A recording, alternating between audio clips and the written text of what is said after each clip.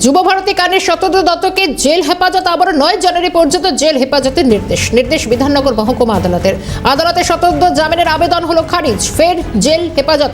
শুভদীপ মান্না আমাদের প্রতিনিধি রয়েছেন টেলিফোনে। শুভদীপ, জামিন খারিজ, ফের জেল হেফাজত। দেখো, আজ বিধাননগর মহকুমা আদালতে তোলা হয়েছিল শতদ্র দত্তকে। তার জামিনের আবেদন খারিজ করল বিধাননগর আদালত। 9 জানুয়ারি অবধি তাকে জেল হেফাজতে দিয়েছে। যুবভারতী ক্রীড়াঙ্গনে ভাঙচুরের ঘটনায় শতদ্র দত্তকে বিধাননগর দক্ষিণ থানার পুলিশ অ্যারেস্ট করে। এরপর কলকাতা এয়ারপোর্ট থেকে কিন্তু তাকে অ্যারেস্ট করা হয়। এরপর থেকে কিন্তু তাকে পিছুতে নিয়ে রেখেছিল এতদিন ধরে শতদ্র দত্তকে। আজ কিন্তু তাকে জেল হেফাজত করা হয়েছে, অর্থাৎ জেসি করা হয়েছে। আজ 9 তারিখ পর্যন্ত কিন্তু তাকে জেসিতে রাখা হবে বলেই যতদূর জানা যাচ্ছে। ধন্যবাদ শুভদীপ।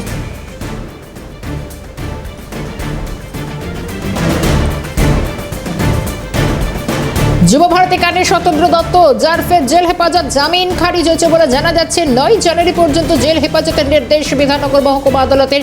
যুবভারতী কাণ্ডে, মেসি কাণ্ডে যেভাবে মুখ পড়েছে গোটা রাজ্যের, দেশের, এবং সেক্ষেত্রে দাঁড়িয়ে প্রচুর মানুষের যে মেসি দর্শন সম্ভব হয়নি, তারপর দিদার ভাঙচুর, এই ঘটনা একের পর এক বহু ব্যক্তি গ্রেপ্তার। কিন্তু মূল আয়োজক উদ্যোক্তা শতদ্র দত্তকে গ্রেপ্তার করে এবং তড়িঘড়ি গ্রেপ্তার করে বিমানবন্দর থেকে বিধাননগর নর্থ থানার পুলিশ। কিন্তু তারপরও একের পর এক জেল হেফাজত এবং আবারও কোনো রকম জামিন মিলল না।